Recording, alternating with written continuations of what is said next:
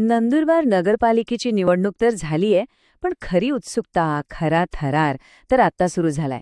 मतदान झालं, पण निकाल बाकी आहे.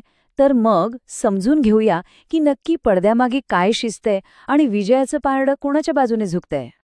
हो, सध्या नंदुरबारमध्ये वरवर सगळं शांत दिसतंय.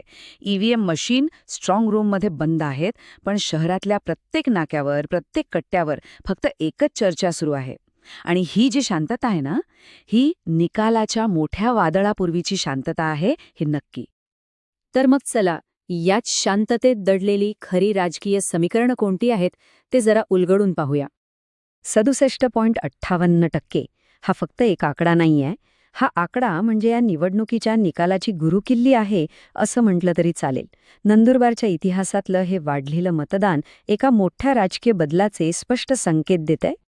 आणि म्हणूनच सगळ्यात मोठा आणि कळीचा प्रश्न हा आहे की विजयाचा गुलाल उधळणार तरी कोण, भाजप की शिवसेना?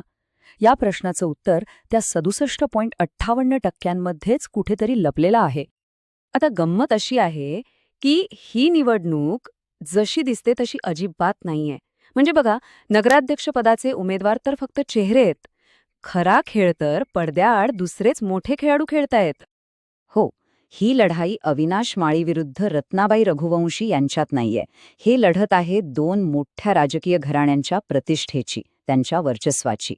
एका बाजूला आहे गावित घराणं आणि दुसऱ्या बाजूला रघुवंशी घराणं. म्हणजे बघा, एका बाजूला आहेत मंत्री डॉक्टर विजयकुमार गावित आणि खासदार डॉक्टर हिना गावित, ज्यांनी ह्या निवडणुकीला मिशन नंदुरबार बनवलंय, आणि त्यांचे उमेदवार आहेत अविनाश माळी. तर दुसऱ्या बाजूला आहेत नंदुरबारचे किंगमेकर म्हणून ओळखले जाणारे आमदार चंद्रकांत रघुवंशी, ज्यांच्यासाठी ही अस्तित्वाची लढाई आहे. त्यांचे उमेदवार आहेत रत्नाबाई रघुवंशी. आता प्रश्न हाच आहे, गावितांचं मिशन यशस्वी होणार की रघुवंशींचा गड अभेद्य राहणार? चला, आता परत येऊया त्या सर्वात महत्वाच्या मुद्द्यावर. हे जे मतदान वाढलंय याचा नेमका अर्थ काय लावायचा? राजकीय विश्लेषकांचं एक साधं सोपं गणित असतं. जेव्हा मतदानाची टक्केवारी अचानक वाढते, तेव्हा ती सहसा सत्ताधाऱ्यांच्या विरोधातली म्हणजे अँटी इन्कम्बन्सीची लाट मानली जाते. पण हाच नियम नंदुरबारला तंतोतंत लागू पडतो का? याचे दोन थेट अर्थ निघू शकतात. एक, ही वाढलेली मतं रघुवंशींच्या प्रस्थापित सत्तेच्या विरोधात आहेत, आणि जर असं असेल तर निवडणुकीत मोठा उलटफेर पाहायला मिळू शकतो. पण दुसरी शक्यता अशीही आहे की भाजपने आपल्या मजबूत संघटनात्मक ताकदीच्या जोरावर आपल्या मतदारांना घराबाहेर काढण्यात यश मिळवलंय, आणि जर हे खरं असेल तर अविनाश माळी यांचा विजय जवळजवळ निश्चित आहे. पण थांबा, या दोन्ही शक्यतांच्या पलीकडे एक असा घटक आहे जो कुणाच्याच ध्यानीमनी नसतो, पण तोच अख्खा निकाल फिरवू शकतो. एक सायलेंट किलर, आणि तो म्हणजे महिला मतदार. यांना सायलेंट किलर का म्हणतात? कारण महिला मतदार उघडपणे राजकीय चर्चा करत नाहीत.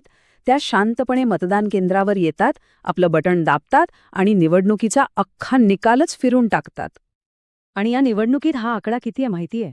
तब्बल 37,442. हो, एवढ्या महिलांनी मतदान केलंय. आता विचार करा, ज्याच्या पारड्यात ही मतं पडतील त्याचा विजय कसा रोखणार? आणि म्हणूनच या मतांसाठी दोन्ही बाजूंनी अक्षरशः रस्सीखेच झाली. भाजपने लाडकी बहीण योजनेचा मुद्दा उचलून धरला, तर दुसरीकडे शिवसेना शिंदे गटाकडून रत्नाबाई रघुवंशी स्वतः एक महिला उमेदवार असल्यानं महिलांची सहानुभूती मिळवण्याचा पूर्ण प्रयत्न झाला. आणि त्यामुळेच राजकीय वर्तुळात एक गोष्ट अगदी ठामपणे सांगितली जात आहे, ज्याने या महिला शक्तीचा विश्वास जिंकला, नगराध्यक्षपदाची खुर्ची त्याचीच, हे अगदी लिहून ठेवा. तर मग या निकालाचा थेट परिणाम काय होणार? नंदुरबारचं राजकीय भविष्य आता कोणत्या दिशेने जाणार आहे? इथे चित्र अगदी सरळ आहे. दोनच शक्यता आहेत. जर अविनाश माळी जिंकले तर नंदुरबारच्या राजकारणात एका नव्या गावित पॅटर्नची सुरुवात होईल आणि रघुवंशींच्या वर्चस्वाला तो एक मोठा धक्का असेल. आणि जर रत्नाबाई रघुवंशी जिंकल्या तर नंदुरबार म्हणजे चंद्रकांत रघुवंशी हे समीकरण पुन्हा एकदा सिद्ध होईल. तर मग तोच प्रश्न पुन्हा एकदा समोर येतो. मतदानाचा हा वाढलेला आकडा कोणाला तारणार आहे आणि कुणाला मारणार? नंदुरबारच्या भविष्याचा फैसला याच एका प्रश्नाच्या उत्तरात दडलेला आहे. चर्चांसाठी आणि नवीन व्हिडिओंसाठी आताच आमच्या चॅनलला सबस्क्राईब करा.